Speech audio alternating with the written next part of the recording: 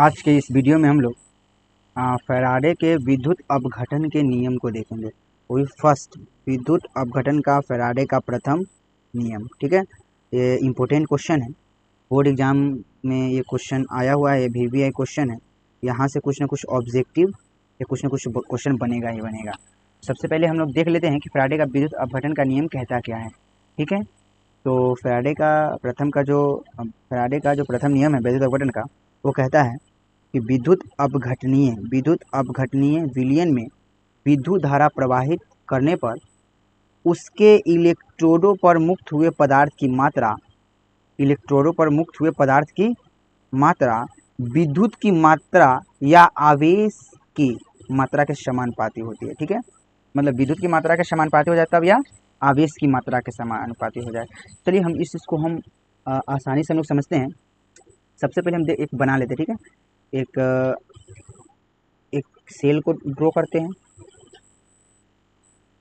देखिए एक सेल बन गया। ठीक है, इसमें एक इलेक्ट्रोड है, एक इलेक्ट्रोड यहाँ पे, दो इलेक्ट्रोड। ठीक है, दो इलेक्ट्रोड हो गया। यहाँ से हम लोग बैटरी को जोड़ दिए हैं। सेल में क्या है, प्लस है माइनस है। सेल में क्या होगा, आयन्स होंगे। ठीक है, विद्युत अपघट्य विलयन होंगे। चलिए, तो ये फैराडे का प्रथम नियम कहता क्या है कि आप यहाँ से जितना आवेश को प्रवाहित कीजिएगा, मतलब जितना करंट को प्रवाहित कर रहे हैं। ठीक है, करंट यहाँ तक जा रहा है, तो अब ये जितना देर तक आप करंट को प्रवाहित कीजिएगा उतना ही किसी इलेक्ट्रोड पे पदार्थ की मात्रा मुक्त होगी। समझ लीजिएगा एक बार। और इस परिभाषा को विद्युत अपघटनीय विलयन में विद्युत धारा प्रवाहित करने पर, हम लोग विद्युत धारा को क्या कर रहे हैं, यहाँ से प्रवाहित कर रहे हैं, तो विद्युत धारा प्रवाहित करने पर इलेक्ट्रोडों पर मुक्त हुए पदार्थ की मात्रा, मतलब इलेक्ट्रोड पे जो पदार्थ की मात्रा जो मुक्त हो रही है, यहाँ पे इस इलेक्ट्रोड पे जो पदार्थ की मात्रा मुक्त हो रही है वो वैद्युत की मात्रा, मतलब विद्युत की मात्रा या विद्युत आवेश की मात्रा के समानुपाती होती है। यदि यहाँ पे मुक्त हुए पदार्थ की मात्रा W है, आवेश Q है, तो कहने का ये फैराडे का जो प्रथम नियम कहता है W समानुपाती Q। W समानुपाती Q क्या कहता है, W समानुपाती Q। यहाँ पे किसी वैद्युत अब विद्युत अपघटनीय विलयन में हम विद्युत धारा प्रवाहित कर रहे हैं, तो उसके इलेक्ट्रोड पे जो पदार्थ की मात्रा मुक्त होगी, जितना आप करंट के द्वारा आवेश को प्रवाहित कीजिएगा ना, उसके समानुपाती होती है। कहने का मतलब यदि आप इस Q के मान को बढ़ाइएगा, मतलब ज़्यादा से ज़्यादा करंट को फॉलो करवाते, तो आवेश की मात्रा उतनी ही मुक्त होती, या मतलब पदार्थ की मात्रा उतनी ही मुक्त होती, या जितना आप पदार्थ की मात्रा मुक्त होगी उतना ही हम आप लोग करंट को दिए होंगे, आवेश को प्रवाहित किए होंगे। ठीक है, तो फैराडे का जो प्रथम नियम क्या है विद्युत अपघटन के लिए, तो विद्युत अपघटनीय विलयन में विद्युत धारा प्रवाहित करने पर उनके इलेक्ट्रोडों पर मुक्त हुए पदार्थ की मात्रा विद्युत की मात्रा या वैद्युत आवेश के समानुपाती होती है। कोई दिक्कत यहाँ तक, W समानुपाती क्यों। चलिए हम इसी चीज़ को हम आगे की ओर बढ़ाते हैं। ये W समानुपाती क्यों हो गया, तो आगे हम लोग इस चीज़ को क्या लिख सकते हैं, तो हम इसको लिख सकते हैं, इस समानुपाती को चिन्ह को हटाएंगे तो W इक्वल टू समानुपाती का चिन्ह हटेगा, उसकी जगह पर Z आएगा और Q का Q रहेगा। ठीक है, तो ये आपका हो गया एक फार्मूला, इंपॉर्टेंट फार्मूला ये भी हो गया। चलिए अब इस चीज़ को आगे भी हम इस फार्मूला को आगे बढ़ा देते हैं।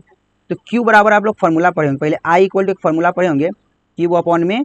तो यहाँ से Q बराबर क्या आ जाएगा, IT। ठीक है, क्या आ जाएगा, IT। तो यहाँ से Q की जगह पर हम लोग क्या पुट कर देंगे, IT पुट करेंगे, तो W इक्वल टू एक और फार्मूला बन जाएगा Z इंटू IT। ठीक है, ये इंपॉर्टेंट फार्मूला है। तो दिक्कत यहाँ तक नहीं, तो अब समझ लीजिए यहाँ पे कौन कौन क्या है। यहाँ पे W क्या है, मुक्त पदार्थ की मात्रा, क्या है, मुक्त पदार्थ की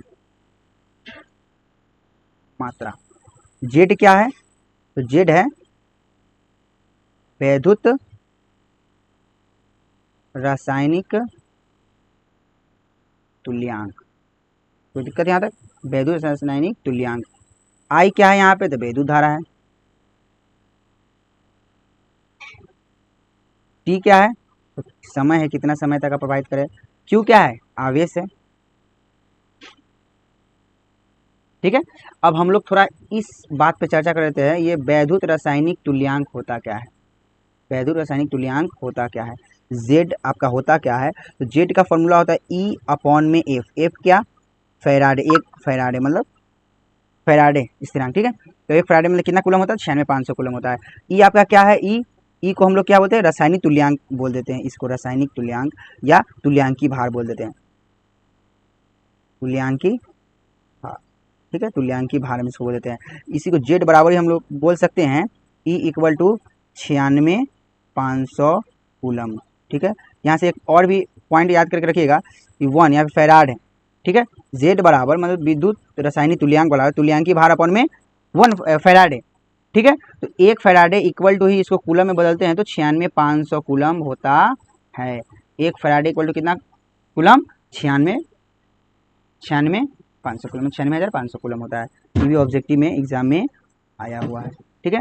तो इस चीज़ को एक बार और स्क्रीनशॉट ले लीजिए।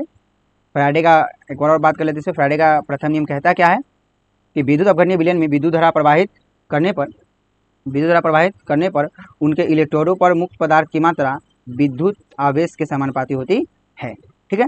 W समानुपाती Q, समानुपाती का चिन्ह हटा, ZQ आया। अब यहाँ से Q को हम लोग लिख सकते हैं इस यहाँ से IT लिख दिए हैं, यहाँ तक हमको और यहाँ तक हमको फार्मूला प्रूफ हो गया। W इक्वल टू मुक्त पदार्थ की मात्रा होती है, Z क्या है विद्युत रासायनिक तुल्यांक होती है, I क्या है विद्युत धारा, T क्या है समय, Q क्या है आवेश। चलिए यहाँ तक एग्जाम में 2 मार्क्स में क्वेश्चन आता है, ऐसे 2 मार्क्स में आप लोग लिख सकते हैं। अब हम लोग देखेंगे फैराडे के द्वितीय नियम विद्युत अपघटन के लिए, ठीक है। विद्युत अपघटन के लिए फैराडे का दूसरा नियम है क्या, ये होता क्या है, ये यहाँ पे लिख लीजिएगा second law, Faraday second law, ठीक है। यहाँ पे सेकेंड लॉ आप लिख लीजिएगा, सेकेंड, ठीक है। तो फैराडे का ये कौन सा लॉ है, सेकेंड लॉ है।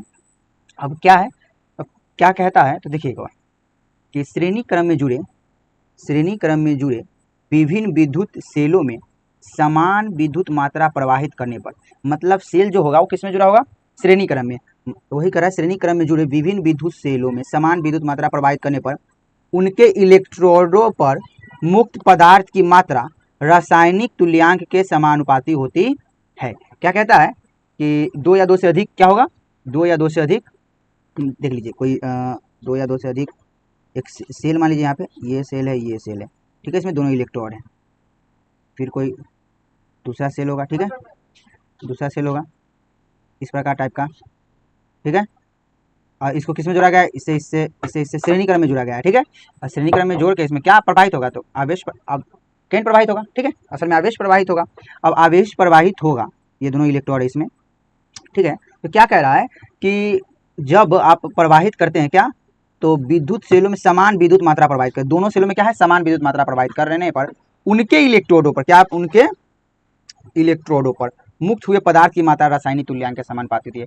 क्या कह रहा है ये कि इस वाले पे इसके इलेक्ट्रोड पे जो पदार्थ की मात्रा मुक्त होगी, जो पदार्थ की मात्रा इसके इलेक्ट्रोड पे क्या होगी, मुक्त होगी इलेक्ट्रोड पे, वो रासायनिक तुल्यांक के समानुपाती होती है। तो चलिए हम लोग इसका व्यंजक थोड़ा देख लेते हैं कैसे इसके आगे लिखेंगे। ये तो परिभाषा हो गया, ठीक है, ये सेल हो गया प्लस और माइनस, ठीक है। अब देखिए इसके जो पदार्थ की मात्रा जो मुक्त हुई है, मान लीजिए इस पर क्या मुक्त हुई है, W1 मुक्त हुई है, इस पर क्या मुक्त हुई है, W2 मुक्त हुई है, ठीक है। चलिए और देखते हैं। तो प्रथम फैराडे के प्रथम विद्युत अपघट के लिए, ठीक है, या फैराडे का प्रथम नियम से, ठीक है,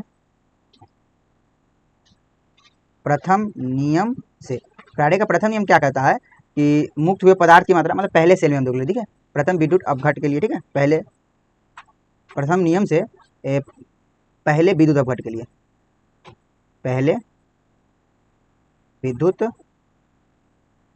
अपघट के लिए, मतलब फर्स्ट सेल के लिए देख ले, इस 1 है, ये क्या है 2 है, फर्स्ट के लिए तो क्या होगा W इक्वल टू Z1Q, ठीक है, W1 इक्वल टू Z1Q, इसको मान लेंगे समीकरण 1।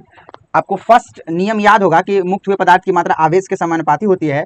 जब समानुपाती का चिन्ह हटता था तो क्या आता था, Z आता था, ठीक है, क्या आता था Z, जिसको हम लोग क्या बोलते हैं, विद्युत रासायनिक तुल्यांक बोलते हैं, ठीक है। अब यहीं से दूसरे विद्युत अपघट के लिए, दूसरे विद्युत